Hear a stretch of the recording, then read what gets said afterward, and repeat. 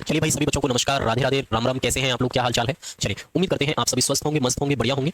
चलिए बढ़ते हैं आज की क्लास की ओर। हमारी क्लास में है सन ऑफ सरदार है, कुंदन है, विजया है, रितेश है, मृदुल है, नितिन है, विजया है, गोपाल है, संगीज है, विजय है, कुमकुम है, भारती, रीना है, रूपेश है, मिथिलेश है, कि मैंने आपको बताया था, हमने आपको क्या बताया था? मैंने आपको ये बताया था कि बच्चों, आपकी जो इकोनॉमी है वो पूर्णतः हो चुकी है समाप्त। आपकी इकोनॉमी क्या हो चुकी है? पूर्णतः समाप्त हो चुकी है। ये मैंने घोषणा की थी फ्राइडे को मैंने उद्घोषणा कर दी थी कि आपकी इकोनॉमी समाप्त हो गई है। और आज क्या है? बेसिकली आज है इकोनॉमी का मॉक टेस्ट। यानी अब जो हम चल रहे हैं वो फुल मॉक टेस्ट है, ये ध्यान रखिएगा। यानी हम बात कर रहे हैं फुल मॉक टेस्ट की। किसकी बात कर रहे हैं दादा? हम बात कर रहे हैं फुल मॉक टेस्ट की, ये ध्यान रखिएगा। तो हम फुल मॉक टेस्ट पढ़ रहे हैं, तो आज की क्लास में हमारा है फुल मॉक टेस्ट 1। तो चलिए बढ़ते हैं फुल मॉक टेस्ट 1 की ओर। तो क्या प्रश्न है? प्रश्न ये है कि निम्नलिखित राज्यों में से किसमें सबसे कम साक्षरता है?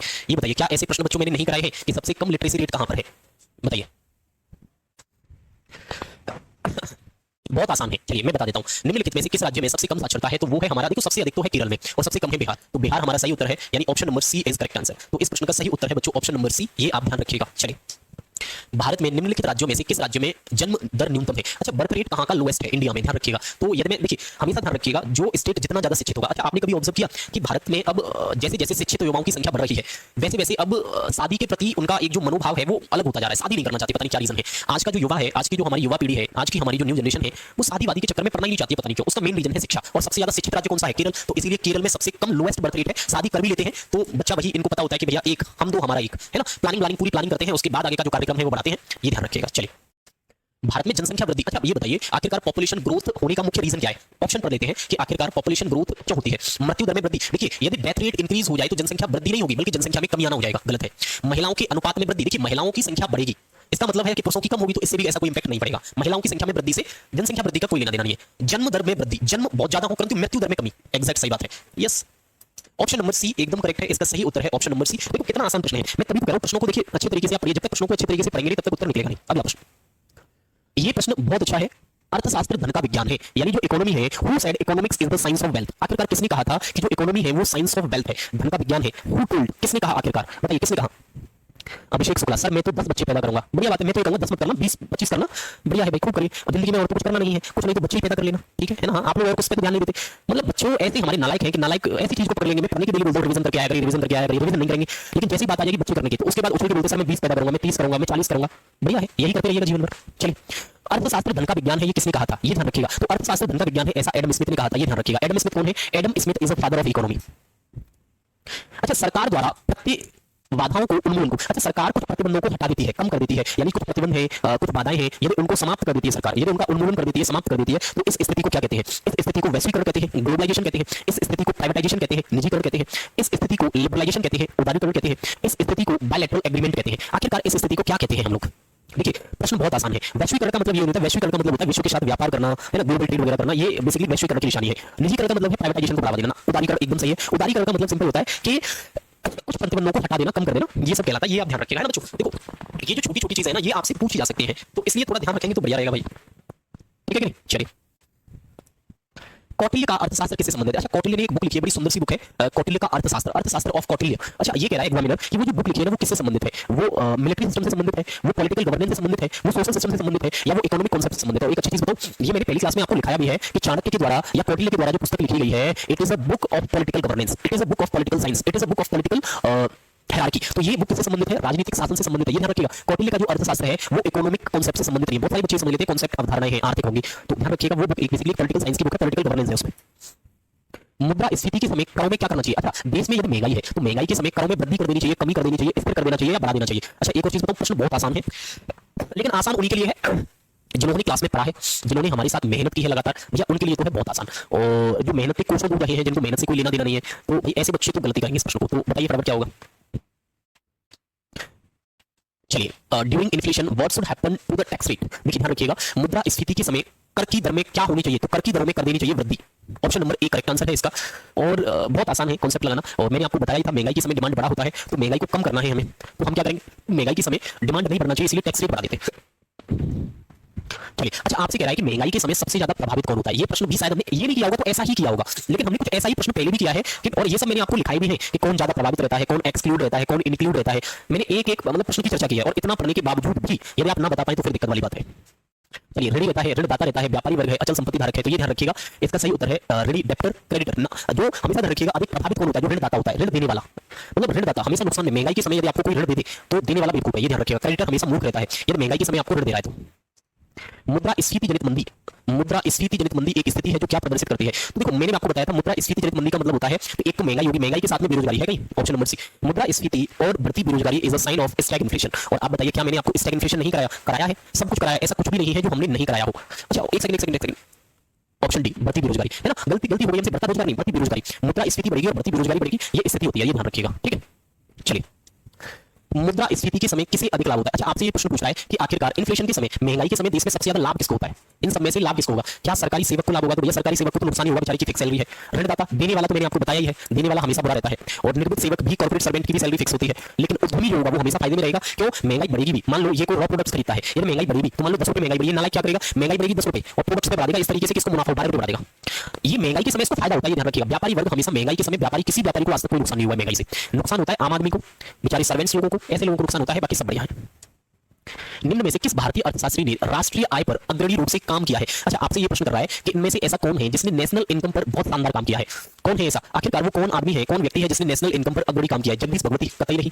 एमएल सेठ, कतई नहीं। अमर्त्य सेन, कतई नहीं। B K R V Rao. देख लीजिए, आपकी कॉपी में मैंने आपको लिखाया है कि वो व्यक्ति जिन्होंने राष्ट्रीय आय पर बहुत शानदार काम किया, नेशनल इनकम पर एक अप्रोच डिफरेंशिएट किया, उस व्यक्ति का नाम है वीके आरवी राव। और मैंने पता आपके नोट्स में क्या लिखा है? मैंने आपके नोट्स में लिखाया है वैज्ञानिक तौर पर अध्ययन, वैज्ञानिक तौर पर, कि ये वो व्यक्ति है जिन्होंने पहली बार नेशनल इनकम का साइंटिफिक स्टडी किया। भारत में पहली बार राष्ट्रीय आय का आकलन किसने किया? तो भारत में पहली बार राष्ट्रीय आय का आकलन दादा भाई नौरोजी ने किया था।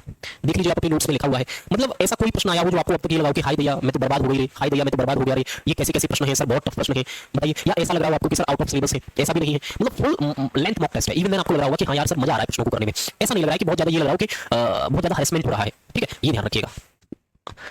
देखो कितना आसान है। जीएनआई का फुल फॉर्म पूछा है, बताओ। इसलिए आसान प्रश्न पूछ सकता है GNI, what is the full form of GNI? GNI का full form gross national interest होता है। ये तो मैंने आज तक आपको नहीं बताया, बताइए आप बताइए मुझे, मतलब क्या मैंने आज तक आपको ये बताया है कभी कि जीआई का मतलब ग्रॉस नेशनल इंटरेस्ट होता है? ये तो कुछ होता ही नहीं है, ये तो नालायक मूड बना रहा है, मूड।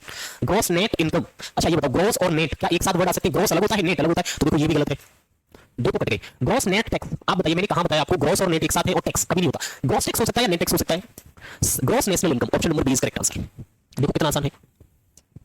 भारत में कौन सी संस्था सकल घरेलू उत्पाद की गणना करती है? आपसे प्रश्न ये पूछ रहा है कि वो कौन सी संस्था है जो जीडीपी को कैलकुलेट करता है। चलिए आप सभी बताइए। इस प्रश्न में मैं थोड़ा सा आपको टाइम देता हूं, हालांकि टाइम देने की आवश्यकता है नहीं, 1 मिनट, मतलब टाइम देना ऐसे है कि कुछ है ही नहीं मेरे हिसाब से। ये प्रश्न ऐसा है जिसमें आपको टाइम नहीं मिलना चाहिए, लेकिन ठीक है, मॉक टेस्ट सॉल्व कर रहे हैं तो आपको ये सुख तो रहना ही चाहिए कि हाँ सर बताइए क्या होगा आंसर।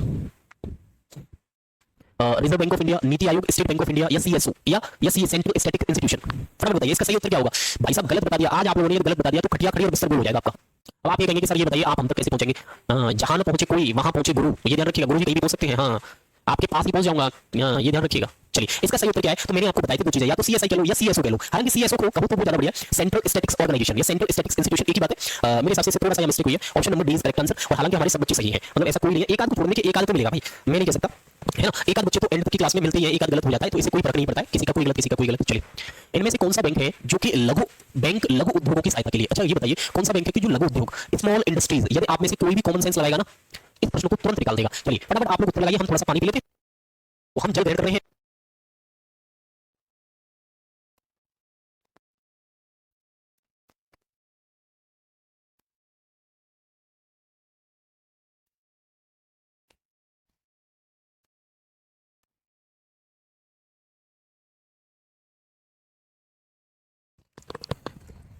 चलिए बच्चों एक बार बताइए फटाफट इसका सही उत्तर क्या होगा।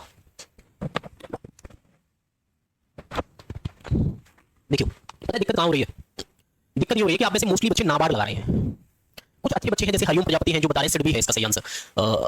देखते हैं क्या है। अच्छा ये बताओ आईडीबीआई क्या होता है? Industrial development bank of India. SIDBI क्या होता है? Small industries development bank of India, ये यही है सिडबी। और स्मॉल इंडस्ट्री, तो स्मॉल इंडस्ट्री की तो आपसे प्रश्न पूछा है, इसका सही उत्तर है ऑप्शन नंबर बी सिडबी। ध्यान रखिए नाबार्ड तो कभी नहीं हो सकता। National bank for agriculture and rural, कृषि और ग्रामीण क्षेत्र से संबंधित जो बैंक है उसका नाम है नाबार्ड, ये तो कभी नहीं हो सकता भाई, कभी नहीं हो सकता। ये प्रश्न कभी सही नहीं होगा। Option number B is correct answer. IDBI का गठन कब हुआ था? आपसे प्रश्न पूछ रहा है कि बताइए जो आईडीबीआई बैंक है, एक बैंक है जिसका नाम है IDBI, industrial development bank of India, आप जानते हैं आईडीबीआई है ना, तो बताइए आईडीबीआई का गठन कब हुआ? भाई साहब ये तो इतना आसान है, पंचवर्षीय योजनाओं के दौरान प्रश्न कराया है और वहां मैंने बताया कि बच्चों आईडीबीआई का गठन हुआ है वो जुलाई 1964 में हुआ है। निम्न में से कौन सा बैंक अपने शुरुआती समय में शाही बैंक के नाम से जाना जाता था? अच्छा, वो कौन सा बैंक है जो शुरुआत में उसे हम शाही बैंक बोलते थे, इंपीरियल बैंक? देखिए बहुत आसान है, सच्ची बताऊं ना, एकदम कतई गुरु टाइप का प्रश्न है। बताइए कौन सा है इंपीरियल बैंक? तो बताइए, मैंने आपको नहीं बताया कि एसबीआई या स्टेट बैंक ऑफ इंडिया को बेसिकली शाही बैंक के नाम से भी जाना जाता है। क्यों? क्योंकि मैंने आपको बताया था 3 प्रेसिडेंसी बैंकें बनी, उन तीनों को मर्ज करके 1921 में कौन सी बैंक बनी? शाही बैंक। और इसी को 1955 में बना दिया गया था एसबीआई। सब आपकी कॉपी में लिखा है, मुझे बताने की भी आवश्यकता नहीं है, क्योंकि अब नहीं बताना चाहिए आप लोगों को, है ना। मैं अब बताऊंगा ना तो पाप हो जाएगा भाई। क्यों? क्योंकि मैंने इतना पढ़ाया, इकोनॉमी आपको लगभग 80 प्लस क्लासेस कराई है, ग्रुप डी में एक भी क्वेश्चन बाहर नहीं जा सकता, इस हिसाब का कंटेंट दिया है हमने। जब हमने इस प्रकार का कंटेंट दिया है, मैं गारंटी से कह सकता हूं कि आप कहीं से भी 15,000 का बैच ले लीजिएगा ऑफलाइन, और चाहे ऑनलाइन महंगे से महंगा बैच ले लीजिएगा 2,000 रुपए का, 1,500 का, 2,500 का, गारंटी देता हूं कि इकोनॉमी का ये कंटेंट आपको नहीं मिलेगा उसमें भी। और हमारा बैच तो कुछ नहीं था, शायद पता नहीं 99 था या 134 था, 200 के आसपास, 150 अंडर 150 था। भारत के सभी राष्ट्रीयकृत बैंकों में जमा पर ब्याज किसके द्वारा निर्धारित की जाती है? कितना अच्छा प्रश्न है बताइए आप। हमने सभी के सभी प्रश्न भी ऐसे डाले हैं क्योंकि मुझे ये लगता है कि एग्जाम में शायद आ सकता है, ऐसे ही प्रश्न हमने डाले हैं। बताइए आप, और इवन देन आप गलत करते हैं तो फिर गड़बड़ लगता है टीचर को। बताइए, यदि इस बात से कोई भी व्यक्ति है, कोई भी बच्चा आप में से यदि इस बात से इनकार कर सकता हो कि नहीं सर ऐसा नहीं है कि बैच की प्राइस बहुत ज्यादा है, कंटेंट नहीं है, कंटेंट इतना तगड़ा है कि सब फेल है, ये ध्यान रखिएगा। चलिए देख लेते हैं, वो सब आपको मालूम है, मुझे जरूरत भी नहीं है। चलिए देखो, जो बैंकें होती है ना, उन पर जो सब कुछ डिसाइड करता है, इंटरेस्ट रेट जो डिसाइड करता है। अच्छा, बैंकों का बाप कौन है? आप भी जानते हैं बैंकों का बाप है आरबीआई, तो रेट कौन डिसाइड करेगा? आरबीआई। इसीलिए तो मैंने बताया था मॉनेटरी पॉलिसी। बताओ आप लोगों को नहीं, मतलब ऐसा कोई प्रश्न नहीं है जो इनडायरेक्टली आपकी कॉपी से नहीं है, हर प्रश्न आपकी कॉपी से फंस रहा है। लेकिन गलत दिक्कत ये है कि आप लोग पता नहीं क्यों नहीं कर पा रहे हैं। अच्छा, उसके पीछे कारण मुझे पता है, ऐसा नहीं है कि मुझे कारण नहीं पता कि प्रश्न आप क्यों नहीं सॉल्व कर पा रहे हैं। आप में से कुछ बच्चे तो ऐसे हैं जो कि हर प्रश्न सॉल्व कर देते हैं, कुछ ऐसे हैं जो नहीं कर पा रहे हैं। उसके पीछे की वजह सिर्फ एक है कि आप लोग रिवीजन नहीं कर रहे हैं। देखिए, जब कंप्लीट मॉक टेस्ट होता है ना, तो कंप्लीट रिवीजन भी तो करना होता है भाई, ऐसा थोड़ी है कि भाई तो ये भी तो है, तो ये आपको करना पड़ेगा, तब तक नहीं करेंगे तब तक कुछ नहीं होगा। निम्न में से कौन सा सार्वजनिक क्षेत्र का उपक्रम है? आपको ये बताना है, इनमें से कौन सा ऐसा बैंक है जो पब्लिक सेक्टर अंडरटेकिंग है? बहुत शानदार प्रश्न है भाई साहब, मतलब ऐसा प्रश्न जिसे मैं शानदार मार्क्स दूंगा। चलिए कोई नहीं, मैं बता देता हूं, ऐसा बैंक है जिसका नाम है सिंडिकेट बैंक। कौन सा बैंक है? सिंडिकेट बैंक एक ऐसा बैंक है जो कि सार्वजनिक क्षेत्र का उपक्रम बैंक है या पब्लिक सेक्टर अंडरटेकिंग बैंक है। आपसे प्रश्न कर रहा है किस वर्ष 14 बैंकों का राष्ट्रीयकरण, आपसे प्रश्न पूछ रहा है कि बताइए वो कौन सा वर्ष है जब 14 बैंकों का राष्ट्रीयकरण किया गया। भाई साहब, मैंने तो इतना बताया आपको कि बच्चों 14 बैंक हुआ करती थी, उनकी जो जमा राशि 50 करोड़ हुआ करती थी। ऐसे हमने 1969 में 14 बैंकों का राष्ट्रीयकरण किया था। बताइए, मैंने ये भी बताया था कि इसके बाद 1980 में हमने 6 बैंकों का राष्ट्रीयकरण किया, और ये 6 बैंक कौन से थे जिनकी जमा पूंजी 200 करोड़ के आसपास हुआ करती थी। बताओ क्या नहीं बताया हमने? सब कुछ बताया है। It means option number C is correct answer. सब कुछ बताया, ऐसा कुछ भी नहीं है जो हमने नहीं बताया हो, आपके साथ शेयर ना किया हो। भारत का आर्थिक सर्वेक्षण, भाई साहब बहुत अच्छा प्रश्न है। अच्छा, आपको पता है प्रत्येक साल इकोनॉमिक सर्वे आता है, ध्यान रखिएगा, प्रत्येक वर्ष आता है, मतलब ऐसे आता है, लगभग बात करूं मैं तो एनुअल ईयर के आसपास 1 अप्रैल के आसपास आ जाता है। तो यही कह रहा है कि वो जो इकोनॉमिक सर्वे है उसे जारी कौन करता है? Department of statistics, CSO, ministry of finance, department of economic affair. भाई साहब प्रश्न इतना अच्छा है कि मैं कुछ बता नहीं सकता हूं, शानदार प्रश्न है। बस इतना सा है, आपको थोड़ा सा कॉमन सेंस लगाना पड़ेगा। देखो, कॉमन सेंस तो आपको हर जगह लगाना पड़ेगा। आप ये कहेंगे मैं बिना कॉमन सेंस के कर दूंगा, तो ये तो पॉसिबल है नहीं भाई। चलिए कोई नहीं, हम बता देते हैं। तो भारत का आर्थिक सर्वेक्षण जिनके द्वारा प्रस्तुत किया गया है उनका नाम है वित्त मंत्रालय, भारत सरकार करती है। और भारत सरकार के अंतर्गत जो मंत्रालय डायरेक्टली इन्वॉल्व होता है बड़े स्तर पे, उसका नाम है ministry of finance. Ministry of finance basically वो संस्था है जो कि भारत में इकोनॉमिक सर्वे को पब्लिश करती है आफ्टर न्यू फाइनेंशियल ईयर, मतलब जैसे नई वित्तीय वर्ष स्टार्ट होता है उसके उपरांत ही स्टार्ट कर दिया जाता है, आ जाता है। चलिए अगला प्रश्न है अप्रत्यक्ष कर क्या है? अच्छा, ये भी प्रश्न पता नहीं, मुझे ऐसा लगा कि ये प्रश्न मैंने आपको शायद कराया है, हो सकता है नहीं भी कराया हो, लेकिन हाँ मैंने समझाया जरूर है कि आखिरकार इनडायरेक्ट जो टैक्सेस होते हैं वो अपने नेचर में कैसे होते हैं। तो ये ध्यान रखिएगा, इनडायरेक्ट टैक्स हमेशा अपने नेचर में डिग्रेसिव होता है, प्रतिगामी होता है। ये वाला होता है, पता है ये वाला क्यों होता है? प्रतिगामी या डिग्रेसिव इसलिए होता है क्योंकि टैक्स लगाया किसी और पे जाता है और इसको पे कोई और करता है, इसीलिए इसको बोलते हैं डिग्रेसिव। कर लगाना एक उपकरण है। चलिए ये अच्छा प्रश्न है, ये मैं आपके लिए छोड़ूंगा, इस प्रश्न को आप लोग बता दीजिए मुझे। कर लगाना, taxation is a tool of monetary policy, physical policy. अच्छा, प्राइस पॉलिसी से कुछ नहीं होता है, बेस पॉलिसी भी कुछ नहीं होती है, लेकिन इकोनॉमी से कोई लेना देना नहीं कर लगाने से। भाई मजदूर नीति होगी तो मजदूरों के लिए होगी, मूल्य नीति होगी तो मूल्य, मतलब प्राइस पॉलिसी होगी तो किसी वस्तु से संबंधित होगी। टैक्सेशन का क्या संबंध? दो चीजें होती है। मॉनेटरी पॉलिसी आरबीआई जारी करता है, बैंकों से संबंधित है। बचा कौन? Physical policy. भाई साहब इस प्रश्न में भी बहुत सारे बच्चे सही हैं और बहुत सारे बच्चे गलत हैं। ये ऐसा बताओ, मैंने सब नहीं बताया आपको। ये छोटा सा प्रश्न, मतलब छोटे से प्रश्न ने आपका दिमाग घुमा दिया है। सर आपकी स्वास्थ्य अच्छा नहीं है क्या? बिल्कुल हाँ, बिल्कुल अच्छा नहीं है भाई, और 2-3 दिन से लगातार हेल्थ इश्यू से परेशान हूँ, खांसी है, जुकाम है, बहुत कुछ है, और जो कि शायद बताने लायक भी नहीं है, और परेशान हूँ थोड़ा सा। ठीक है, हम साइकिल चला रहे हैं और क्लास सुन रहे हैं, बहुत बढ़िया है ये तो। चलिए, किस पंचवर्षीय योजना की अवधि केवल 4 वर्ष थी? आपसे पूछ रहा है कि वो कौन सा 5 ईयर प्लान था जिसकी अवधि 4 वर्ष थी? जल्दी बताइए, कुछ तो बोलिए। दद्दा दद्दा समझते हैं? दद्दा किसको बोलते हैं? दद्दा बोलते हैं बड़े भाई को। अर्पिता सर आप उड़ीसा आए क्या? नहीं आया भाई, नहीं आया। चलिए कोई नहीं, मैं बता देता हूँ। 4 वर्षीय कब थी तो देखो देख लेते हैं। तीसरी पंचवर्षीय योजना 1961 से 66, चौथी 1969 से 1974, पांचवी 1974 से 1978, और सातवीं 1980 85 और 1985 से 90। इट मींस इसका सही उत्तर क्या है? तो हमसे ये पूछा 4 वर्षीय, ये है ऑप्शन नंबर सी, पांचवी।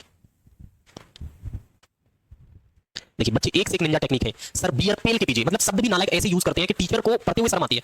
सर बियर डॉट डॉट करके पी जाइए, बहुत बढ़िया भाई, बिल्कुल।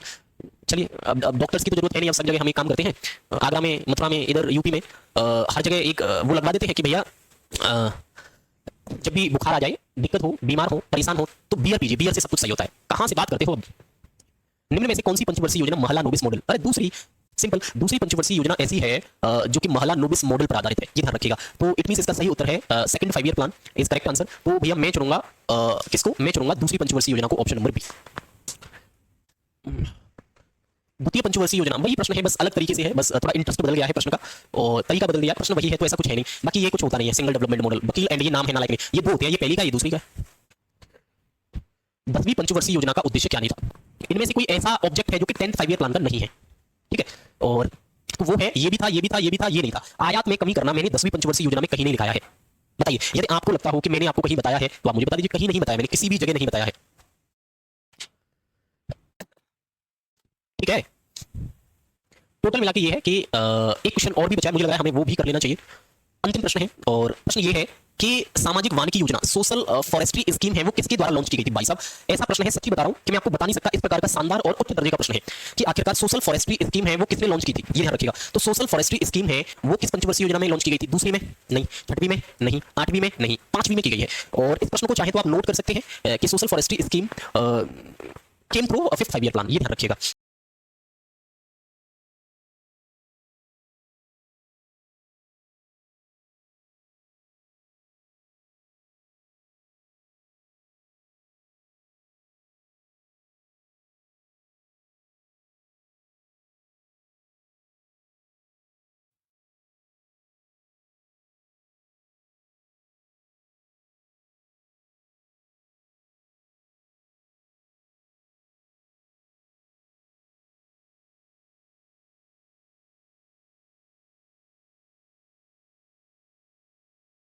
आई यानी कि ये आईएफसीआई है, ये कोई भी क्रेडिट रेटिंग एजेंसी नहीं है, तो इसका मतलब ऑप्शन नंबर डी हमारा सही है। गैर आकलित धन आखिरकार को उपयोगी बनाने हेतु सरकार ने कौन सी नई स्कीम प्रारंभ की है? तो ध्यान दीजिएगा, गैर आकलित धन को उपयोगी बनाने उद्देश्य हेतु सरकार ने क्या है? विशेष वाहक बॉन्ड, स्पेशल बियरर बॉन्ड्स। इसका उत्तर क्या है? इसका सही उत्तर है ऑप्शन नंबर ए। नहीं पता हो ना, देखिए पीडीएफ आपके पास पहुंच जाएगी। यदि कोई भी प्रश्न आपको समझ में नहीं आया हो, कुछ भी हो, तो उस प्रश्न को प्लीज नोट कर लीजिएगा, क्योंकि मैंने एक ऐसा चैप्टर यूज किया है जहां हमने वो चैप्टर नहीं पढ़ा, लेकिन कभी कभी वहां से क्वेश्चन मैंने देखे हैं, तो इसीलिए मैंने चाह रहा हूं कि क्वेश्चन के माध्यम से चीजें हो जाए। वह सट्टेबाज, ध्यान दीजिएगा, वह सट्टेबाज तो लाभ कमाने हेतु, मतलब कोई सट्टेबाज है उसको लाभ कमाना है, लेकिन होता क्या है, कीमतों में गिरावट आती है तो अपने वापस खरीदने शेयरों की बिक्री कर देता है। वो करता क्या है, यानी कोई दलाल है, दलाल सट्टेबाज की बात है, या कोई सट्टेबाज है। सट्टेबाज क्या है? सट्टेबाज सट्टा लगाता है, ध्यान रखिएगा। लेकिन सट्टे का मतलब शेयर, लेकिन वो क्या करता है, अचानक से शेयर के पैसे गिर जाते हैं, अचानक से शेयर के क्या गिर जाते हैं? पैसे। जब अचानक से शेयर के पैसे गिरते हैं ना, तो वो शेयर को बेच देता है। ऐसी स्थिति को क्या कहते हैं? फिर पुनः दूसरे शेयर खरीद लेता है। ऐसी स्थिति को मंदरिया कहते हैं, अभी तो बताया था मैंने, सी मंदरिया।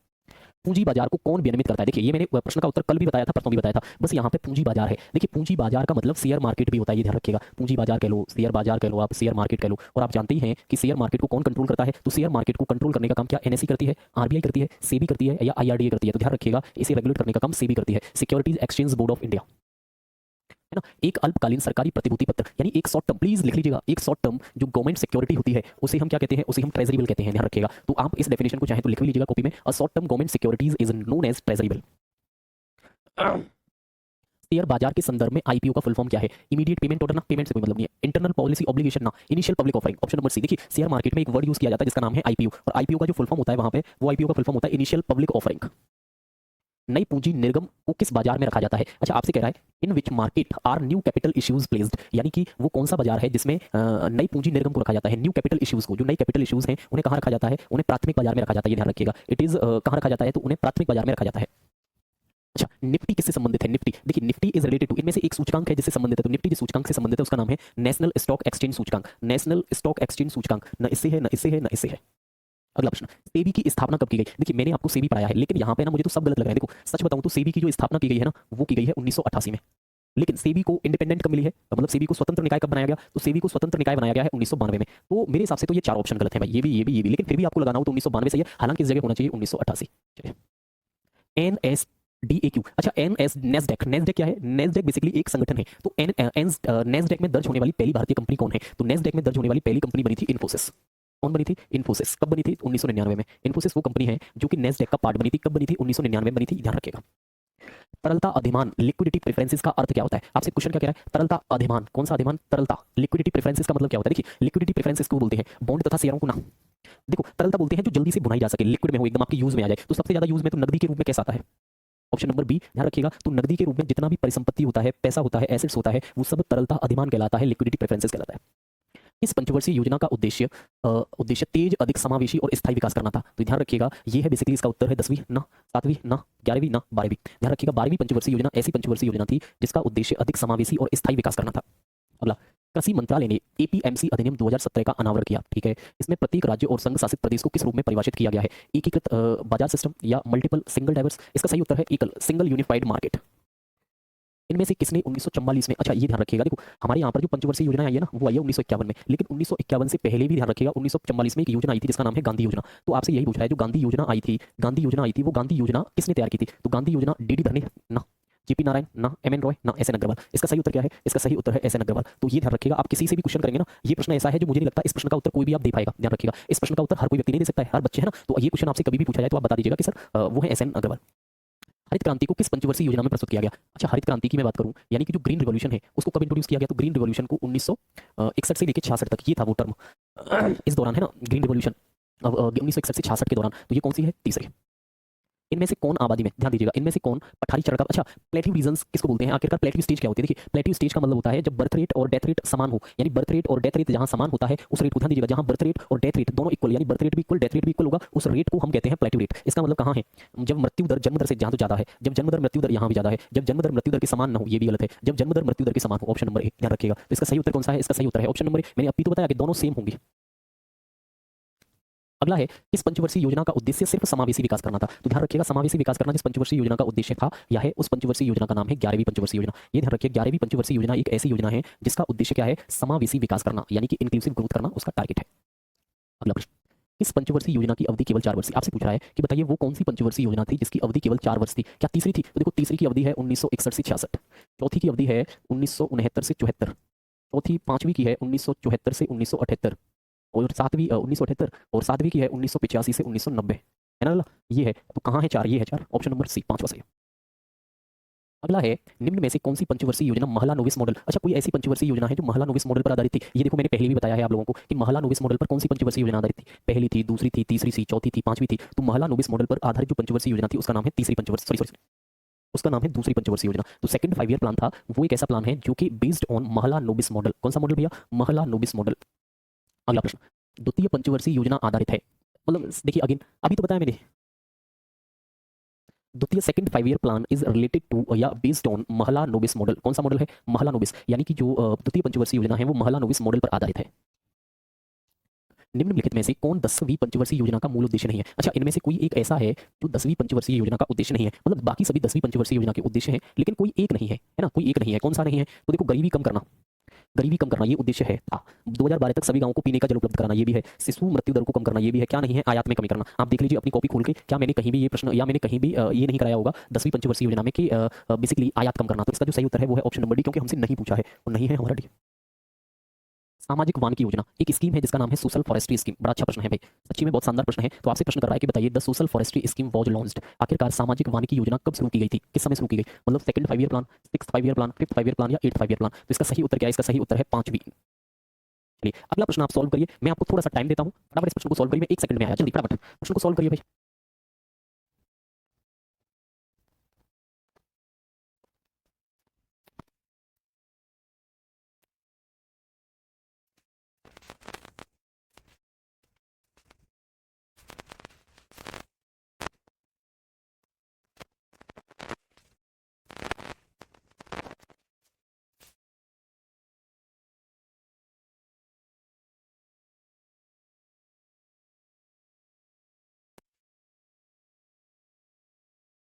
विक्रय कर नहीं है, ये भी है। उत्पाद शुल्क है, सीमा शुल्क है, आयकर है, सही है भाई, ऑप्शन नंबर बी सही है। आयकर है, सीमा शुल्क है, ग्रह कर नहीं है, इसलिए ये गलत है। सीमा शुल्क मनोरंजन कर तो स्टेट का है भाई, ऑप्शन नंबर बी करेक्ट है। निम्न में से कौन सा कर संघ व राज्यों के बीच विभाजित नहीं किया जाता? वो कौन सा कर है जो सेंट्रल और स्टेट के बीच में विभाजित नहीं किया जा सकता? तो आयकर किया जा सकता है, उत्पाद शुल्क किया जा सकता है, निगम कर किया जा सकता है, कौन नहीं किया जा सकता? विक्रय कर। इसका सही उत्तर है option number D, sales tax. अगला प्रश्न, निम्न में से कौन सा कर केंद्र द्वारा लगाया जाता है लेकिन उसका उगाहन राज्य द्वारा? अच्छा, इनमें कोई एक ऐसा कर है जो केंद्र के द्वारा तो लगाया जाता है, यानी उसको लगाता कौन है? केंद्र सरकार, लेकिन वो राज्य के द्वारा, मतलब उसका वहन कौन करता है? तो उसका जो वहन करने वाला है, वहन करता है वो स्टेट करता है। तो वो कौन है? वो सेवा शुल्क है, सेवा कर है, नहीं है, स्टाम्प शुल्क है, यस। सही उत्तर है ऑप्शन नंबर बी, इसका सही है स्टाम्प शुल्क। स्टाम्प शुल्क देखिए उत्तर भी आ रहे हैं बच्चों के, वेरी गुड भाई, मतलब आप लोग मेहनत भी कर रहे हैं, ऐसा नहीं है। भारतीय रिजर्व बैंक का मुख्यालय कहाँ है? तो भारतीय रिजर्व बैंक का मुख्यालय मुंबई में है, ऑप्शन नंबर सी। आपसे कोई भी पूछ ले कि बताइए आरबीआई का हेडक्वार्टर कहाँ है, आरबीआई का हेडक्वार्टर, सिंपल बताइए आरबीआई का हेडक्वार्टर मुंबई में है। इनमें से कौन सी संस्था भारत का अंतिम ऋणदाता के रूप में काम करती है? अंतिम ऋणदाता के रूप में कौन काम करता है? तो अंतिम ऋणदाता के रूप में भैया काम करती है भारतीय रिजर्व बैंक। आप भी जानते हैं भारत में बैंकों का बैंक कौन है, तो मैंने आपको बताया था कि भैया बैंकर्स बैंक जो है वो हमारी कौन है, वो है आरबीआई। जब आरबीआई बैंकों का बैंक है तो आप बताइए अंतिम तौर पर ऋण देने का काम भी कौन करेगा? आरबीआई करेगा। तो इसलिए इसका आंसर सही होगा ऑप्शन नंबर बी। अगला प्रश्न बहुत अच्छा प्रश्न है भाई, भारतीय रिजर्व बैंक को कब राष्ट्रीयकृत किया गया? 1949, 1 जनवरी 1949 ये वो वर्ष है जिस वर्ष में बेसिकली आरबीआई को नेशनलाइज्ड किया गया था। ठीक है सर, उत्तर प्रदेश भर्ती 2025 कब आएगा सर, और कब से फॉर्म अप्लाई करना होगा, इंतजार कर रहे हैं? बहुत जल्द यूपी पुलिस में वैकेंसी आने को है और हमने यूपी पुलिस का बैच स्टार्ट कर दिया, एनरोल कराइए आप लोग। अगला, इनमें से कौन सा भारतीय बैंक नहीं है? अच्छा, इनमें से कोई एक ऐसा है जो भारतीय बैंक नहीं है, बाकी सब हैं, मतलब कोई एक नहीं है। तो चलो एक्सिस बैंक भारतीय है भाई, एक्सिस बैंक भारतीय है, यस एक्सिस बैंक भारतीय है। एचडीएफसी भारतीय है, आईसीआईसीआई भारतीय है, क्या नहीं है? एचएसबीसी। एचएसबीसी एक ऐसा बैंक है जो कि भारतीय नहीं है, ऑप्शन नंबर डी सही है। बताओ मैंने कहीं भी आपको पढ़ाया हो एचएसबीसी?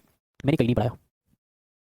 अगला, रिजर्व बैंक जिस दर पर वाणिज्यिक बैंक से उधार लेता है उसे क्या कहते हैं? उसे कहते हैं रिवर्स रेपो रेट। ध्यान रखिएगा, रिवर्स रेपो रेट। यहाँ पे फर्क सिर्फ इतना है कि यदि बैंक यदि उधार ले आरबीआई से तो उसे क्या कहते हैं? उसे कहते हैं रेपो रेट, रेपो दर। लेकिन आरबीआई उधार ले बैंक से तो उसे कहते हैं reverse repo rate, option number C. चलिए, ये हमारे मॉक का अंतिम क्वेश्चन है। क्या कह रहा है? इनमें से कौन सा मांग पत्र के बारे में सही नहीं है? Demand draft. तो डिमांड ड्राफ्ट के द्वारा इसे बैंक द्वारा जारी किया जाता है, बात तो सही है, बैंक द्वारा जारी किया जाता है।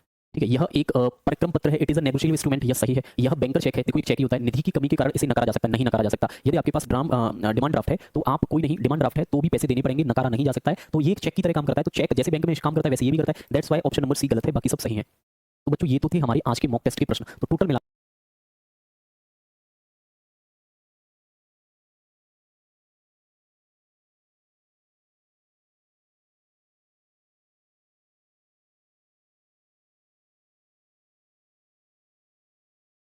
विमलेश हैं, दीपक हैं, सिकंदर हैं, रेखा हैं, ना सिर्फ, और उतने में आपको प्रश्न पढ़ना है और सॉल्व करना है। चलिए, होता है आजकल आपको पता है हर चीज की कालाबाजारी की जाती है। कोई कोई गेहूं की कर देता है, कोई किसी की कर देता है, कोई किसी भी चीज की कालाबाजारी। तो ये कालाबाजारी क्या कहलाती है? व्हाट इज कालाबाजारी? तो ध्यान रखिएगा, कालाबाजारी का मतलब क्या होता है? वस्तुओं उत्पादकों द्वारा लूट की जाए ना, वस्तुएं गुप्त रूप से बेची जाए ना, सरकार द्वारा निर्धारित कीमतों से अधिक मूल्य पर ना, वस्तुओं की आपूर्ति अथवा बिक्री में वृद्धि के बाद करना, यानी सप्लाई और सेल तब करना जब बेसिकली वस्तुओं की प्राइस बढ़ जाए, यानी वस्तुओं का प्राइस बढ़ने के बाद ही किसी वस्तु को हम बेचते हैं, उसे कालाबाजारी कहते हैं।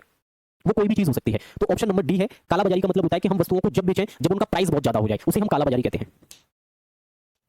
एक बंद अर्थव्यवस्था क्या? अच्छा, आपसे पूछा है क्लोज्ड इकोनॉमी किसे कहते हैं?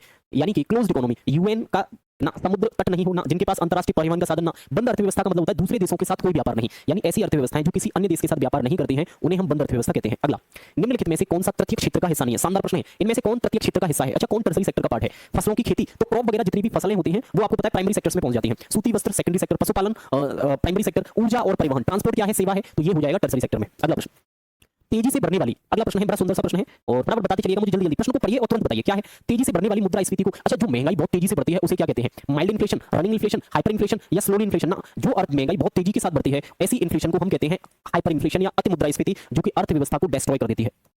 महामंदी किस समय घटित हुई? तो ये ध्यान रखिएगा, वैश्विक महामंदी 1929 से 1934 के मध्य आई थी। ध्यान रखिएगा, ये मैंने बताया भी है आपको। तो वैश्विक महामंदी है वो कब आई थी? 1929 से 1934 के मध्य। अगला प्रश्न, विश्व में महामंदी किस वर्ष हुई? 1936 ना, 1928 ना, 1930 ना, 1929। निम्न में से कौन सा कथन उपभोक्ता मूल्य सूचकांक को प्रतिबिंबित करता है? इनमें से कौन सा है जो कि उपभोक्ता मूल्य सूचकांक यानी कि कंज्यूमर प्राइस इंडेक्स को इंडिकेट करता है? बस आपसे इतना सा प्रश्न पूछा है और सच्ची बता रहा हूं प्रश्न में दम है, ये ध्यान रखिएगा। ऐसा नहीं कि प्रश्न में दम नहीं है, वो नहीं है, प्रश्न में सच्ची में जौहर है, मतलब प्रश्न सच में बहुत अच्छा है। तो जीवन का मानक स्तर, लिविंग स्टैंडर्ड ये शानदार है। तो जीवन स्तर कहां गया ना, लाइक तो स्टैंडर्ड ऑफ लिविंग, जीवन का मानक स्तर, मुद्रास्फीति का प्रभाव उपभोक्ता वस्तुओं की कीमतों में, या सकल घरेलू उत्पाद या अर्थव्यवस्था का विकास, क्या कहलाएगा? तो ये ध्यान रखिएगा, उपभोक्ता मूल्य सूचकांक का संबंध होता है ना ना ना मुद्रास्फीति का कंज्यूमर्स की जो गुड्स हैं उन पर क्या इंपैक्ट है, ये बताता है हमें उपभोक्ता मूल्य सूचकांक। अच्छा, अगला प्रश्न है कि बताइए फोर्स्ड सेविंग किसे कहते हैं? आपने सुना होगा बाध्य बचत, सुना ही होगा फोर्स्ड सेविंग्स। तो आखिरकार फोर्स्ड सेविंग्स किसे कहते हैं? हम किसी फोर्स्ड सेविंग कहें तो ध्यान रखिएगा फोर्स्ड सेविंग किसे कहते हैं, ये मैंने आपको बताया भी है। मैंने आपको ये बताया था कि बच्चों फोर्स्ड सेविंग का मतलब होता है ऐसी सेविंग्स जो हम भविष्य के लिए करें, म्यूचुअल फंड्स के अंतर्गत करें, उन्हें हम फोर्स्ड सेविंग कहते हैं। तो फोर्स्ड सेविंग कौन है? कीमतों में बढ़ोतरी के चलते उपभोग कम करना, ना व्यक्तिगत संपत्ति पर आय करना, आय पर ना निजी क्षेत्र के कर्मचारियों का अपनी भविष्य की निधि में जमा करना, ऑप्शन नंबर डी। देखो कितना आसान प्रश्न है। भारत में 2015 में ब्याज की नाममात्र दर 6% थी। अच्छा, इस प्रश्न को मैं आपके लिए छोड़ता हूं और इस प्रश्न में मैं 1 मिनट का टाइम दे रहा हूं, सॉल्व करके बताइए मुझे, सॉल्व करिए फटाफट। भाई साहब, ये सभी के सभी प्रश्न कराए मैंने, ऐसा कोई नहीं है, ऐसा किसी भी तरीके का कोई प्रश्न नहीं है जो मैंने आपको सॉल्व नहीं कराया हो। हर तरीके का प्रश्न सॉल्व कराया है कि जिससे बच्चों को एग्जाम में दिक्कत ना हो। बताइए, तो फटाफट बताएं क्या होगा इसका सही उत्तर। चलिए मैं फॉर्मूला बता देता हूँ। ब्याज की नाममात्र दर बराबर वास्तविक ब्याज दर बराबर वास्तविक ब्याज दर बराबर नाममात्र दर माइनस महंगाई दर। अब वास्तविक नाममात्र दर कितनी है 6%, महंगाई दर कितनी है 1.5%, कितना बचा 4.5। इसका सही उत्तर है 4.5%, ऑप्शन नंबर बी। 10वां प्रश्न भाई साहब कतई जहर प्रश्न है, बहुत शानदार है। क्या है? मुद्रास्फीति जनित मंदी को किस रूप में परिभाषित किया गया है? How is the Stag inflation refined? आखिरकार स्टैग इन्फ्लेशन को किस रूप में डिफाइन किया गया है? मुद्रास्फीति जनित मंदी तो बताया, मुद्रास्फीति जनित मंदी की विशेषता मैंने आपको कई सारी बताई थी। क्या मुद्रास्फीति निम्न मुद्रास्फीति होगी ना भाई, मुद्रास्फीति तो ज्यादा होगी ना, तो ये गलत है। निम्न समृद्धि होगी, हाँ ये बात सही है। निम्न बेरोजगारी होगी, ये बात गलत है, बेरोजगारी भी बहुत होगी। अत्यधिक महंगाई होगी तो महंगाई तो होगी। निम्न समृद्धि होगी, निम्न समृद्धि होगी। उच्च बेरोजगारी होगी, बिल्कुल ऑप्शन नंबर बी अभी सही है। अत्यधिक महंगाई होगी, सही है। अत्यधिक समृद्धि होगी, गलत है। अत्यधिक बेरोजगारी होगी, सही है। इसलिए एक गलत है, गलत, इसलिए ये भी गलत है, निम्न मुद्रास्फीति, तो ऑप्शन नंबर बी एकदम सही है। अच्छा इस प्रश्न को आप बताइए, क्योंकि मैंने फॉर्मूला पहले आपको बता दिया है। बताइए किसी देश में ब्याज की वास्तविक दर 6% है, तब मुद्रास्फीति दर क्या होगी बताइए। तो आपसे ब्याज की नाममात्र दर पूछी है, कोई बता सकता है? 3%, 6%, 9% या 12%? देखिए उत्तर आ गए हैं, वेरी गुड, शानदार। देखिए कुछ बच्चे तो सच में बहुत शानदार हैं। Kishan Kumar Sharma very good, Satyaprakash very good, Rakesh नहीं, बहुत सारे सही हैं। देखिए मैं क्लास में बच्चे इतने ज्यादा हैं कि मैं नाम तो सबका नहीं ले पाऊंगा, लेकिन हाँ परफॉर्मेंस बहुत अच्छा है आप लोगों का। इसका सही उत्तर क्या है? तो इसका सही उत्तर है 9%, है ना। उसी फॉर्मूले में लगा दो जो मैंने आपको पहले लगाया है। क्या करना है? ब्याज की नाममात्र दर बराबर क्या होगा? तो ब्याज की नाममात्र दर बराबर वास्तविक दर प्लस मुद्रास्फीति। वास्तविक दर कितनी है 6%, मुद्रास्फीति कितनी है 3%, कितना हो गया 9%। प्रथम आय समिति कब गठित की गई थी? आपसे पूछ रहा है प्रथम आय समिति कब गठित की गई। चलिए लगाइए आप लोग, प्रथम आय समिति का गठन कब किया गया? बहुत आसान प्रश्न है, सरल सा प्रश्न है, और सरल से प्रश्न का सरल तरीके से उत्तर बता दीजिए आप लोग। प्रथम आय समिति का गठन कब किया गया था? चलिए प्रथम आय समिति का गठन 1949 में किया गया था, ध्यान रखिएगा। मूल्यह्रास किसके बराबर होता है? अच्छा आपको ध्यान है, एक फॉर्मूला कराया था मैंने आपको स्टार्टिंग में, ग्रॉस बराबर नेट प्लस डेप्रिसिएशन। ऐसा कोई फॉर्मूला कराया है? डेप्रिसिएशन, ये मैंने कुछ ऐसा फॉर्मूला कराया था। चलिए फॉर्मूला मैंने लिख दिया है, अब आप आंसर बताइए। अच्छा ग्रॉस की जगह में क्या लिख सकता हूं? ग्रॉस की जगह में लिख सकता हूं जीएनपी, ग्रॉस नेशनल प्रोडक्ट, और नेट की जगह में लिख सकता हूं net national product, NNP plus depreciation. हमसे क्या पूछा? डेप्रिसिएशन किसके इक्वल होगा? तो डेप्रिसिएशन बराबर GNP minus NNP, GNP minus NNP है कहीं? कितना आसान प्रश्न है, मतलब ये सब हमने किया है, सब बदमाशियां की हमने। किस पंचवर्षीय योजना में पर्यावरणीय स्थिरता पर बल दिया गया? 8वीं पंचवर्षीय योजना में। प्रति व्यक्ति आय क्या होती है? अच्छा आपको मैंने बताया था कि भैया बताइए पर कैपिटा इनकम किसको बोलते हैं? पर कैपिटा इनकम, प्रति व्यक्ति आय। तो प्रति व्यक्ति आय बराबर मैंने क्या बताया था? मैंने बताया था national income upon total population, population कह लो, पॉपुलेशन। ये मैंने आपको बताया था कि पीसीआई बराबर NI upon total population is equal to PCI आ जाएगा। तो पर कैपिटा इनकम होती है वो नेशनल इनकम में डिवाइड दे दो टोटल पॉपुलेशन से, तो निकल आती है इसमें कहीं ऐसा? तो ये तो है ही नहीं। कुल जनसंख्या ना, सकल राष्ट्र ना, राष्ट्रीय आय सही है, ऑप्शन नंबर डी सही है। चलिए अगला प्रश्न भी शानदार है। सकल राष्ट्रीय उत्पाद जीएनपी में से किसे घटाया जाए कि एनएनपी प्राप्त किया जाए? अरे जीएनपी में से बस फॉर्मूला लगाइए जो मैंने आपको बताया था, ग्रॉस बराबर नेट प्लस डेप्रिसिएशन। चलो फॉर्मूला लगाइए फटाफट और फिर मुझे आंसर बताइए। मैं आपके आंसर्स का वेट कर रहा हूं। देखो आपको देखिए ये फुल मॉक टेस्ट है, अब इन फुल मॉक टेस्ट में आपका टेस्ट है, इसमें तो आपको कम से कम समय लेना है। प्रश्न पढ़िए, उत्तर लगाइए, क्योंकि अब समय वो है कि आप पूरी मतलब कम से कम आप लोग पूरी रिवीजन करें। देखिए रिवीजन करना बहुत जरूरी है। तो आप ऐसा नहीं है कि सर मैं इसमें से एक एक प्रश्न को उतारूंगा। अब यहां से प्रश्न उतारने का कोई फायदा नहीं है। यदि आप ये कहेंगे सर मैं प्रश्न उतारूंगा, हाँ यार कुछ नया मिले वो एक अलग चीज है। मैं सिर्फ आपको ये दिखाना चाह रहा हूं कि आप लोग सच में कितना जानते हैं, कितना समझते हैं चीजों को। बस अब तो ये वो समय है, अब ये उस चीज का समय नहीं है कि सर अब तो अभी मैं बहुत कुछ करूंगा, उसका समय तो नहीं है भाई। तो इसका सही उत्तर क्या है? इसका सही उत्तर है डेप्रिसिएशन। आप समझ गए हैं कैसे होगा? तो जीएनपी ये हो जाएगा, जीएनपी और कैसे राष्ट्रीय उत्पाद प्राप्त किया जा सकता है? तो क्या घटाया था? तो जीएनपी में से डेप्रिसिएशन घटा दो तो ये आ जाएगा, ठीक है। राष्ट्रीय आय को क्या कहते हैं? नेशनल इनकम को क्या बोलते हैं? तो नेशनल इनकम एट कहां गया? National cost at market price बोला जाता है। चलिए भुगतान स्थानांतरण का क्या तात्पर्य है? What is the meaning of transfer payments? देखिए ट्रांसफर पेमेंट्स किसको बोलते हैं? आखिरकार हम किसे ट्रांसफर पेमेंट्स कह सकते हैं? ध्यान दीजिएगा। तो बच्चों मैंने आपको शायद पहले बताया कि नहीं बताया मुझे ध्यान नहीं है, लेकिन ट्रांसफर पेमेंट्स बेसिकली हमेशा सोशल सिक्योरिटी पेमेंट्स को कहते हैं। यानी ये ऐसे पेमेंट हैं जो सामाजिक सुरक्षा के लिए किए जाते हैं, सोशल सिक्योरिटी पेमेंट्स हैं। That's why I choose option number C. इनमें से कौन औद्योगिक क्षेत्र के लिए वित्त संस्थान नहीं है? अच्छा इनमें से कौन ऐसा है जो कि इंडस्ट्री के लिए नहीं है? इंडस्ट्री तो देखो इंडस्ट्री के लिए मैं बात करूं तो यूटीआई इंडस्ट्री के लिए काम करता है, आईसीआईसीआई इंडस्ट्री के लिए काम करता है, एसएफसी इंडस्ट्री के, लेकिन नाबार्ड एक ऐसा बैंक है जो कि कृषि एवं ग्रामीण क्षेत्र से संबंधित है। नहीं आया समझ में? आ गया होगा मेरे हिसाब से। तो प्रश्न बड़ा आसान है, option number C is right. 1 रुपए की कागजी मुद्रा पर लो, इससे आसान प्रश्न क्या ही पूछेगा आप लोगों से? आपसे प्रश्न ये कह रहा है कि जो 1 रुपए की कागजी मुद्रा होती है, कागज की 1 रुपए की जो मुद्रा होती है उस पर सिग्नेचर कौन मारता है? देख लेते हैं। इनमें से कोई नहीं, तो वो तो बाद में होगा। वित्त मंत्री मारता है क्या? ना। आरबीआई का गवर्नर? ना। वित्त सचिव? यस। तो ये भी नहीं। Option number A is correct answer. बताइए ये सब हमने पढ़ाया है, ऐसा एक भी प्रश्न नहीं है जो मैंने आपको नहीं कराया हो। कहीं ना कहीं सब कुछ कराया है, और इतना कराने के बाद भी फिर आप ये है कि सर मजा नहीं आया, ये नहीं आया, पता नहीं क्या है। अगला दशमलव मुद्रा पद्धति, पता है ये मैंने कब कराया है? ये मैंने कराया है आरबीआई में। बताइए आखिरकार यानी रुपए को, जैसे जो रुपए होता है ना उसको पैसे में कब से बांटा जाने लगा? पैसे यानी 1 रुपए में 100 पैसे होते हैं, मतलब पैसे वाला सिस्टम में डेसिमल करेंसी सिस्टम कहलाता है। तो भारत में डेसिमल करेंसी सिस्टम कब से स्टार्ट हुआ ये कह रहा है। प्रश्न बहुत शानदार है, थोड़ा सा कॉमन सेंस लगाइए और कॉमन सेंस लगाएंगे तो प्रश्न का उत्तर सही आ जाएगा। Yes, option number C 1957। देखिए उत्तर दे रहे हैं, ऐसा नहीं है कि बैच में उत्तर नहीं आ रहे हैं।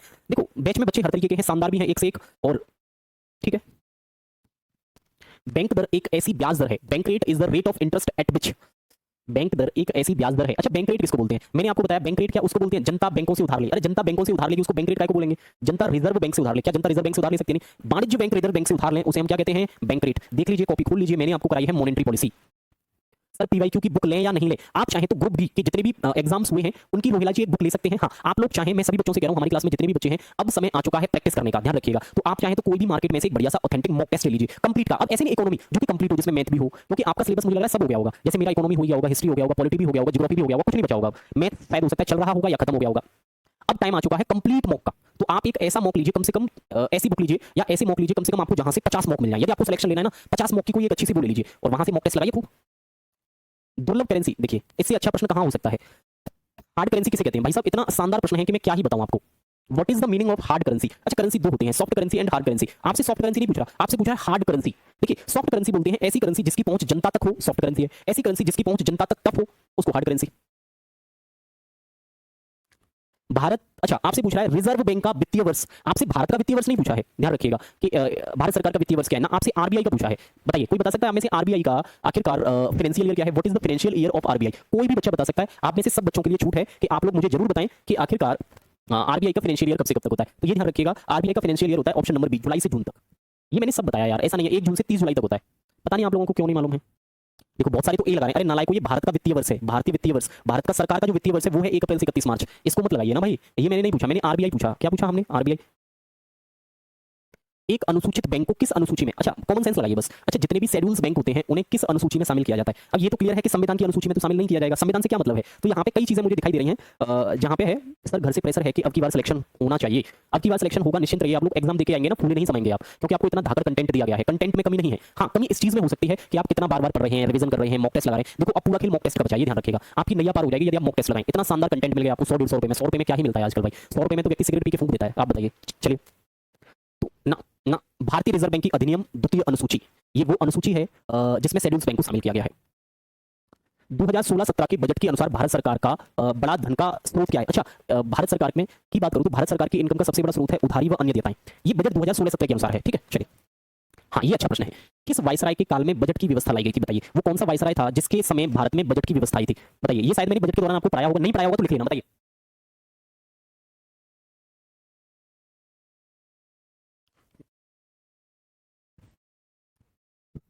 देखें एल्गिन। ये पोंगा कौन है? रिपन, रिपन तो है नहीं। डलहौजी ना, कैनिंग।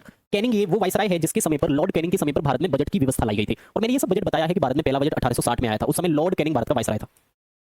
भारतीय संसद में सामान्यतः बजट कौन प्रस्तुत करता है? आपसे प्रश्न देखो कितना आसान प्रश्न पूछा है। आपसे प्रश्न ये पूछा है कि बताओ आखिरकार बजट को प्रस्तुत कौन करता है? कौन प्रस्तुत करता है? आरबीआई गवर्नर करता है, बजट मिनिस्टर करता है, फाइनेंस मिनिस्टर करता है या फाइनेंस सेक्रेटरी करता है? तो ये ध्यान रखिएगा, न तो आरबीआई का गवर्नर करता है, न बजट मिनिस्टर, ये तो कोई होता ही नहीं है, न वित्त सचिव। करता कौन है? वित्त मंत्री। तो वित्त मंत्री भारत में बजट प्रस्तुत करने का काम करता है। देखो कितना आसान है। अच्छा मैंने आपको ये प्रश्न बताया है, गरीबी हटाओ का नारा किस पंचवर्षीय योजना में लगाया गया? भाई साहब प्रश्न का उत्तर नहीं दिया तो ये मान लो कि यदि आप ऑफलाइन क्लास में होते तो फिर ठुकाई कर देता मैं आपकी, ये ध्यान रखिएगा। बता दीजिए सर कुछ क्लास छूट गई है, कैसे कवर करूं? वहीं से कर लीजिए, क्लास तो सारी डली हुई होंगी भाई, सभी की सभी क्लासेस अभी तो होंगी ना। तो अभी तो क्लासेस हैं, आप वहां से जाके कर सकते हैं, कोई दिक्कत नहीं है, परेशान ना होइए। गरीबी हटाओ का नारा पहली पंचवर्षीय योजना, द्वितीय, तीसरी, चौथी, पांचवी। देखिए गरीबी उन्मूलन का नारा तो पांचवी में दिया गया है और गरीबी हटाओ का नारा चौथी में दिया गया है, ये ध्यान रखिएगा। और ये दोनों इंदिरा गांधी के समय के हैं। तो ये गरीबी उन्मूलन, आपसे कोई भी पूछ सकता है, बताइए गरीबी उन्मूलन, तो गरीबी उन्मूलन से ये हो गई। और ये किससे संबंधित है? ये गरीबी हटाओ। ना आयो समझ में? आगे होगा। अंतिम प्रश्न है क्लास का और इसके बाद हमारी प्रश्नों की श्रृंखला हो जाएगी समाप्त। इसी जगह मैं प्रश्नों को समाप्त कर दूंगा और फटाफट बताइएगा। प्रश्न बड़ा शानदार सा है कि भारत में प्रचंड बेरोजगारी जो है वो किस क्षेत्र में देखी जाती है? बताइए वो कौन सा सेक्टर है जिस सेक्टर में भारत में बेसिकली डिसगाइज्ड अनएम्प्लॉयमेंट देखा जाता है? चलिए मैं इस प्रश्न में आपको टाइम देता हूं, आपका टाइम स्टार्ट होता है अब। फटाफट बताइए। देखिए कुंदन का उत्तर आया है, बहुत सही भाई। असलम नहीं, मोहम्मद सलाम, वेरी गुड। राजा हिंदुस्तानी, आपकी क्लास में नाम तो भाई साहब इतने सुंदर सुंदर हैं। राजा हिंदुस्तानी है ना, मतलब कहाँ से हैं भाई? एक एक ऐसा है, मतलब भाई सच बता रहा हूँ अभी तक एक भी बच्चे का गलत नहीं है। वेरी गुड, प्रसी। तो बच्चों ये था हमारा आज का मॉक टेस्ट। आज के मॉक टेस्ट को मैं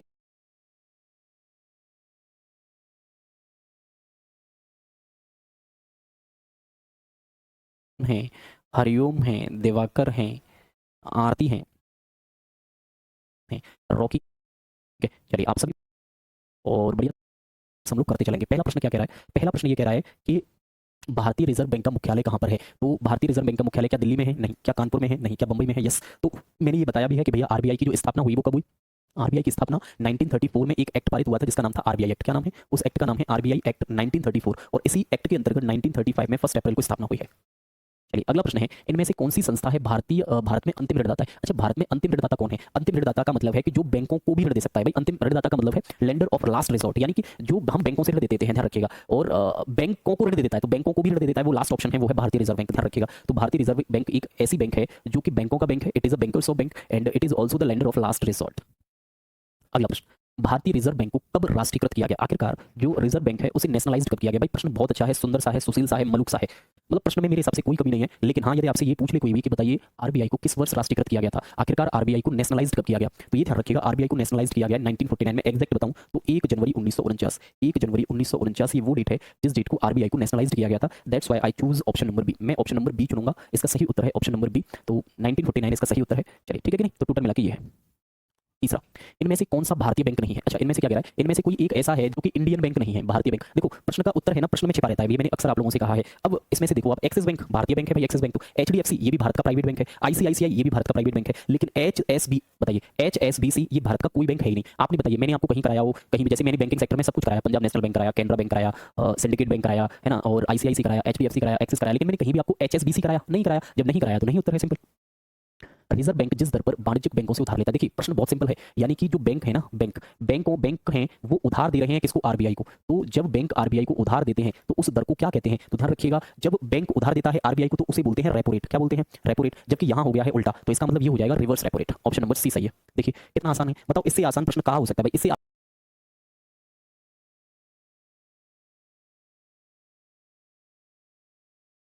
तो आज की क्लास में हम पढ़ने वाले हैं कि कुछ चीजें पढ़ने वाले हैं जो मैं आपके साथ शेयर करने जा रहा हूं। और शेयर क्या करने जा रहा हूं बेसिकली आज की क्लास में है वो है हमारा फाइनल मॉक टेस्ट, अंतिम मॉक टेस्ट है। अब तक हम 4 मॉक टेस्ट कर चुके हैं, मुझे टोटल 5 कराने थे।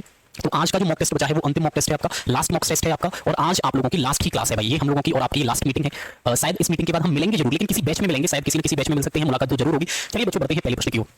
सीआरआर का पूर्ण रूप क्या होता है? तो सीआरआर का कैश रिटर्न रेशियो कुछ नहीं होता, cash reserve ratio. Yes, option number B सही है, यानी पहले प्रश्न का जो सही उत्तर है वो है बच्चों ऑप्शन नंबर बी। चलिए दूसरा प्रश्न है, भारत में बैंक दर किसके द्वारा निर्धारित की जाती है? तो भारत में बैंक दर वित्त मंत्री ना, राष्ट्रपति ना, आरबीआई, यानी कि जो भारत में बैंक रेट है उसे डिसाइड करने का काम आरबीआई करता है। 1 रुपए के कागजी मुद्रा पर किसके हस्ताक्षर होते हैं? भारत सरकार ना, भारत का मुख्य न्यायाधीश ना, भारत का वित्त सचिव। यस, यानी 1 रुपए का जो नोट होता है उस पर भारत के वित्त सचिव के हस्ताक्षर होते हैं। रिजर्व बैंक का प्रतीक चिन्ह क्या है? रिजर्व बैंक का प्रतीक चिन्ह, तो भैया आरबीआई का जो प्रतीक चिन्ह है वो ये भी नहीं है अशोक वन की थैली ना, ताड़ का वृक्ष और आगे भाग। ऑप्शन नंबर सी सही है, यानी कि मैंने आपको बताया था पाम ट्री होता है और ये सारी चीजें होती हैं। अगर केंद्रीय बैंक मुद्रा आपूर्ति में वृद्धि करना चाहती है और ऋण लागत को कम करना चाहती है तो उसे क्या करना होगा? उसे सीआरआर में कमी करनी होगी। ऑप्शन नंबर ए सही है, उसे क्या करना पड़ेगा? सीआरआर में कमी। रिजर्व बैंक ऑफ इंडिया के इलेक्ट्रॉनिक संचार नेटवर्क का क्या नाम है? यानी जो आरबीआई है, जो रिजर्व बैंक है, उसके इलेक्ट्रॉनिक संचार नेटवर्क का नाम क्या है? बोल्ट है ना, आरबीआई एसएटी है ना, आरबीआई नेट है। यस, उसका नाम है RBI net. RBI net is the electronic communication network of RBI. इनमें से कौन सा बैंक औद्योगिक ऋणों के लिए काम करता है? आपसे कह रहा है इंडस्ट्री के लिए कौन सा बैंक काम करता है? तो देखो रिजर्व बैंक इंडस्ट्री के लिए काम नहीं करता है, नाबार्ड नेशनल एग्रीकल्चर ना, ये भी नहीं करता है, आईसीआईसीआई ये भी नहीं करता, IDBI industrial development bank of India, IDBI एक ऐसा बैंक है जो कि औद्योगिक के लिए काम करता है। देखो कहां के लिए काम करता है? औद्योगिक क्षेत्र के लिए काम करता है। महंगी मुद्रा का काम क्या होता है? तो मैंने आपको बताया है महंगी मुद्रा सस्ती मुद्रा। तो महंगी मुद्रा वो होती है जिस पर ब्याज दर अधिक होता है, जिस पर ब्याज दर अधिक होगा वो महंगी मुद्रा है, जिस पर ब्याज दर कम होगा वो सस्ती मुद्रा है। वैधानिक मुद्रा किससे संबंधित है? तो हम वैधानिक मुद्रा कहते हैं कागजी करेंसी को। तो जो कागज की करेंसी होती है, 10 रुपए का नोट, 20 रुपए का, 50 रुपए का, ये जितने भी नोट हैं ये एक लीगल करेंसी है। तो paper currency is legal currency.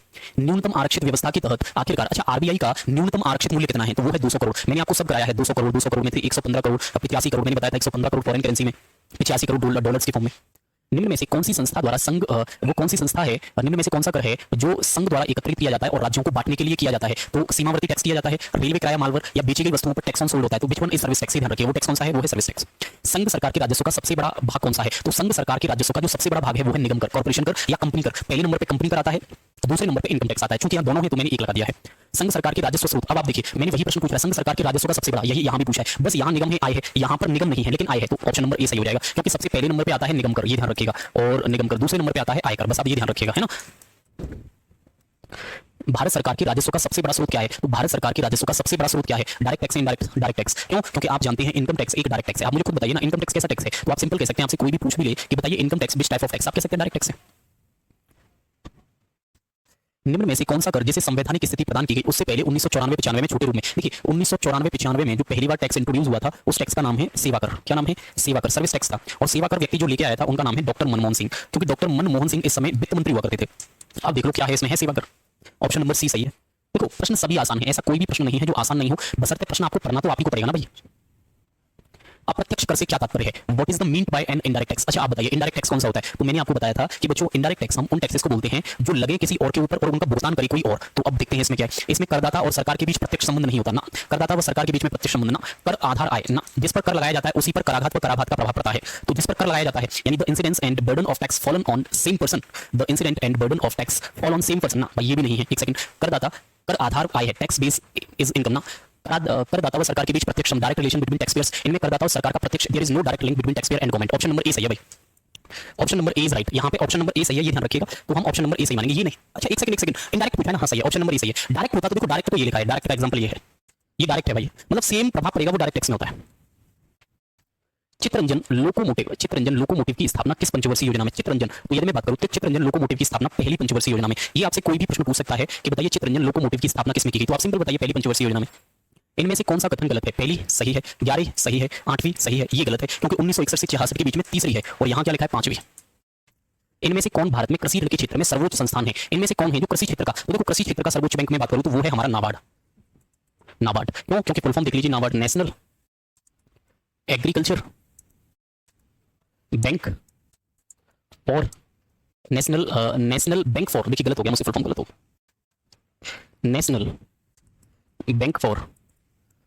National bank for agriculture and rural development, यानी ऑप्शन नंबर सही है इसका ए, ये सही है। इनमें से किसने रोलिंग प्लान का सुझाव दिया? आपसे प्रश्न ये कर रहा है कि बताइए इनमें से कौन सा व्यक्ति है जिसने रोलिंग प्लान लाने का सुझाव दिया था? तो रोलिंग प्लान कौन लेके आया था? जॉन डब्ल्यू मिलर ना, डीटी लकड़वाला ना, Gunnar Myrdal, yes option number C सही है। आप देख लो मैंने क्या ये प्रश्न नहीं कराया, मैंने सब कुछ कराया है आप लोगों को, बशर्ते भाई पढ़ना तो पड़ेगा आप लोगों को।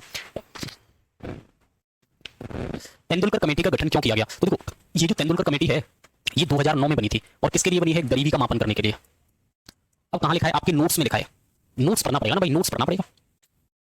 सर कोई मोटिवेशन लाइन बोलकर जाइए प्लीज। मोटिवेशन लाइन यार क्या बोलूं, मेरे अनुसार सिर्फ मैं एक ही चीज कहूंगा कि देखो जीवन में कुछ हो चाहे ना हो, जीवन में बड़े बड़े सपने पालिए, बस इतना ही कहूंगा। जीवन में बड़े बड़े सपने देखिए, सपने बहुत बड़े होने चाहिए और उनके लिए मेहनत करिए, बस बाकी सब कुछ हो सकता है। बाकी मोटिवेशन में मेरी खास रुचि नहीं है कि मैं आपको मोटिवेट करूं। देखिए सबसे जरूरी होता है मेरी नजर में सेल्फ मोटिवेशन। जिस व्यक्ति के अंदर सेल्फ मोटिवेशन है, जिस व्यक्ति के अंदर सेल्फ डिसिप्लिन है, वो व्यक्ति बहुत आगे जाएगा। चलो मैं आज आपको मोटिवेट कर भी दूं तो मैं मान लीजिए मैंने आपके अंदर क्या कर दिया, मैंने आपके अंदर हवा भर दी, हवा तो 4 दिन बाद निकल जाएगी, पंचर हो जाओगे, लेकिन हाँ यदि आपने खुद को सेल्फ मोटिवेट कर लिया तो फिर आपका सिलेक्शन कोई नहीं रोक सकता।